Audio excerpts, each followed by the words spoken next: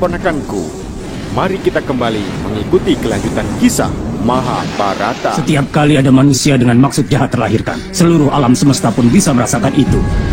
Seluruh semesta pun menunjukkan reaksi melalui pertanda buruk seperti itu. Bahkan, seluruh semesta memperingatkan adanya masalah yang akan kita hadapi di masa depan. Di antara semua pertanda buruk ini, memang ada anak yang telah lahir. Anak ini telah lahir sebagai ancaman bagi Hastinapura. Maksudnya kau mau bilang bahwa anakku itu adalah iblis dan jahat?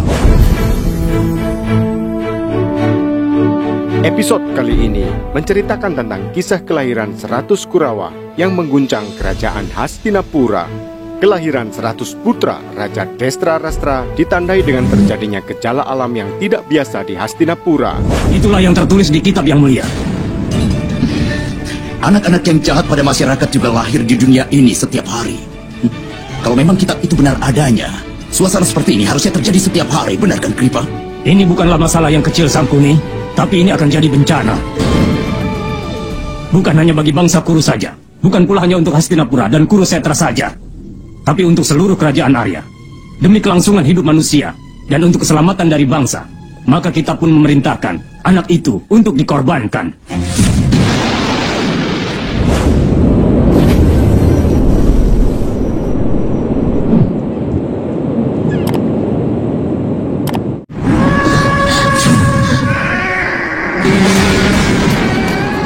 Perdana Menteri Widura dan Resi Kripa menjelaskan bahwa hal ini adalah sebuah pertanda buruk bagi kerajaan Hastinapura dan bangsa Arya.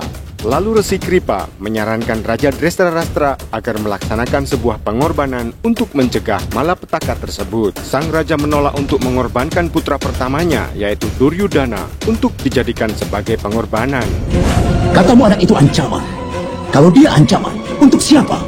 Apa ini pertanda buruk bagi seluruh bangsa? Atau untuk satu orang saja? Apa ini akan menjadi sebuah bencana bagi dia yang tidak menginginkan Yang Mulia bertahta? Anak yang sudah dinanti-nantikan selama ini oleh Yang Mulia, bagaimana bisa kau menyarankan agar anak itu dibunuh saja? Yang Mulia Ratu punya anak 100 atau 99. Tidak akan terlalu membahayakan bangsa ini. Tapi kalau anak ini tetap hidup, dia akan menciptakan kehancuran bagi seluruh kerajaan dan juga seluruh rakyatnya. Sampai kapanpun aku tidak akan membunuh anak dari adikku sendiri, Kripa.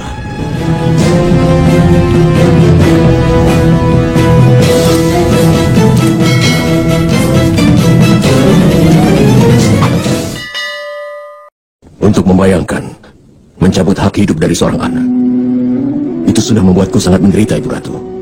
Kalau demi melindungi kerajaan, sebuah pengorbanan tidak bisa dihindari, Yang Mulia. Aku yakin dengan keputusan itu hanya bisa diputuskan saat ini olehnya sebagai raja dan juga ayah. Setelah kelahiran putra pertamanya, ternyata Raja Destrarastra mengabaikan saran dari Resi Kripa. Sang raja menolak untuk mengorbankan putra pertamanya, yaitu Duryudana, untuk dijadikan sebagai pengorbanan.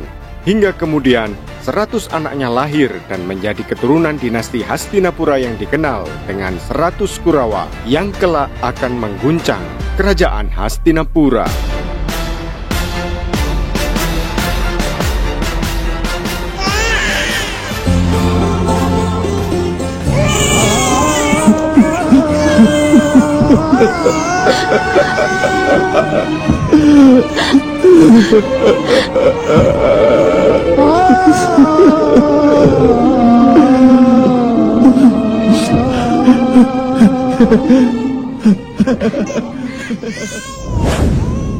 Anakku, pewarisku, tak mungkin bisa terkalahkan di dunia ini. Akan tidak mungkin untuk melawan apalagi mengalahkannya. Putraku ini akan kuberi nama Duryudana. Duryudana.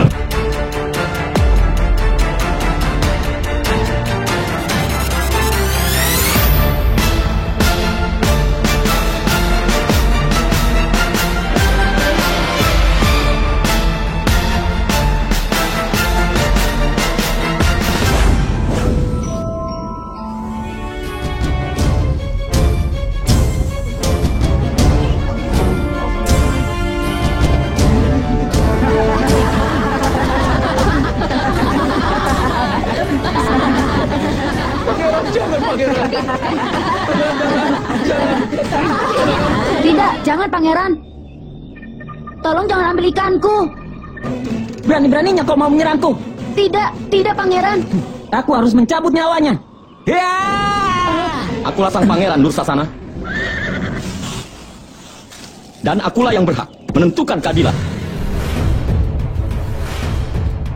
15 tahun setelah kelahiran generasi baru di Hastinapura tersebut, pangeran-pangeran Kurawa tumbuh besar di bawah didikan Sangkuni. Mereka suka berbuat onar di pasar dengan berbagai cara yang licik dan tidak bermoral dengan dibantu oleh paman Sangkuni. Sementara itu, Duryudana sebagai putra tertua Kurawa terlihat sebagai pangeran yang sangat jahat di antara yang lainnya sesuai keinginan Sangkuni. Pangeran, aku hanya mau melindungi ikan-ikanku. Aku tidak mengangkat senjataku, Pangeran. Seorang pangeran tidak mungkin berbohong.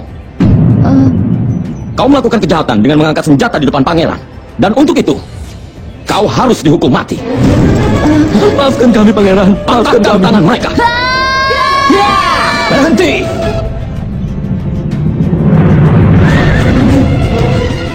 Duryudana, Dursasana. Paman, para nelayan ini telah menghina kami. Mereka telah mengangkat senjatanya menentang kami. Dan aku harus menghukum mereka semua. Hanya Dewan Pengadilan yang punya hak untuk menentukan keadilan. Atau mungkin Yang Mulia Raja. Prajurit, tangkap mereka semua.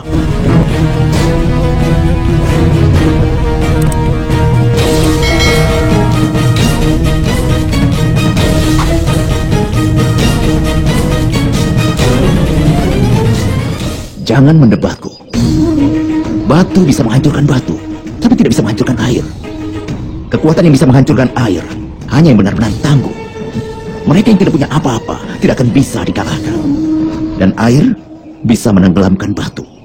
Rakyat yang marah dan diperlakukan tidak adil bisa menghancurkan tahta seorang raja. Bahkan bisa meruntuhkan kerajaan. Tidakkah kau mengerti? Jadi maksud paman, rakyat berhak untuk menghina pangeran. Anakku, kapan kau mau belajar hati-hati? Sekarang, kita harus membuat para nelayan itu dihukum.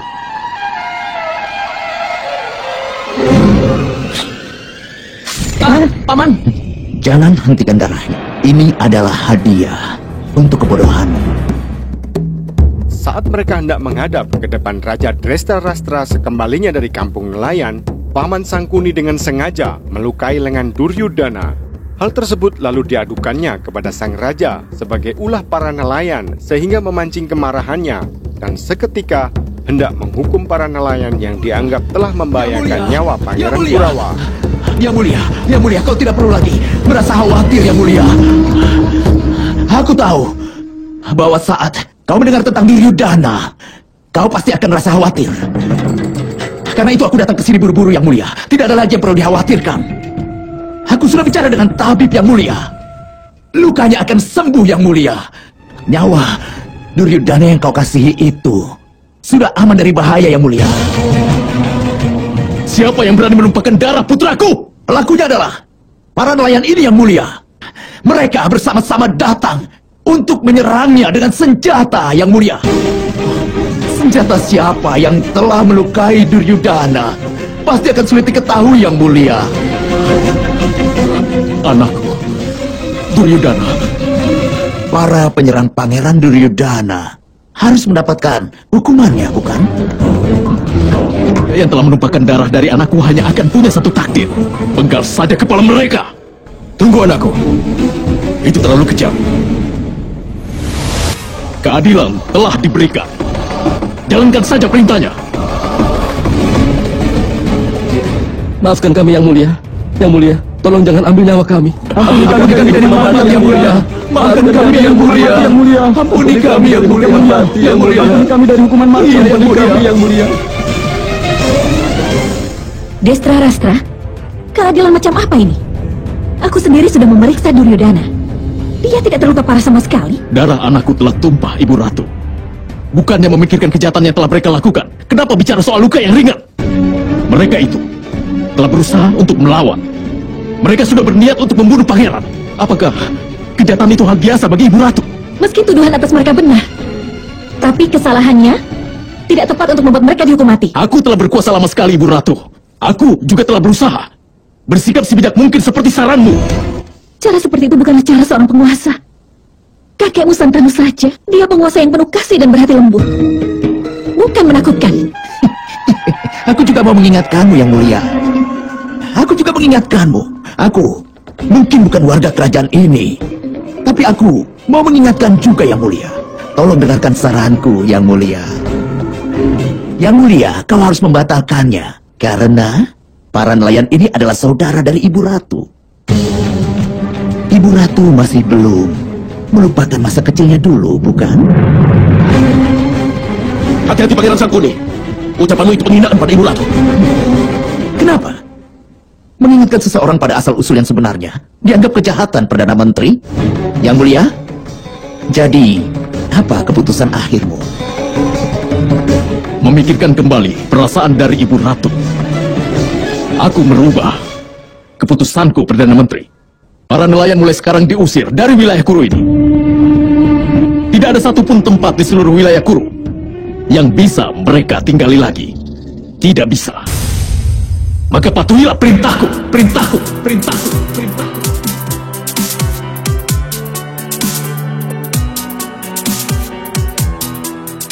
Sangkuni juga berhasil membuat suasana semakin panas ketika Raja Drestarastra akhirnya berdebat dengan Ibu Ratu Setiawati. Meskipun pada akhirnya hukuman mati untuk rakyat nelayan itu urung dijatuhkan oleh sang raja, sebagai pengganti hukumannya, sang raja memerintahkan untuk mengusir para nelayan tersebut dari tanah kelahirannya. Bisma dan Perdana Menteri Widura tidak bisa berbuat apapun atas keputusan tersebut, sehingga membuat Ibu Ratu Setiawati semakin meratapi ketidakadilan yang dilakukan para pemimpin dalam kerajaannya. Hal tersebut mengingat bahwa Ibu Ratu Setiawati sendiri dulunya juga merupakan putri dari seorang nelayan di Hastinapura.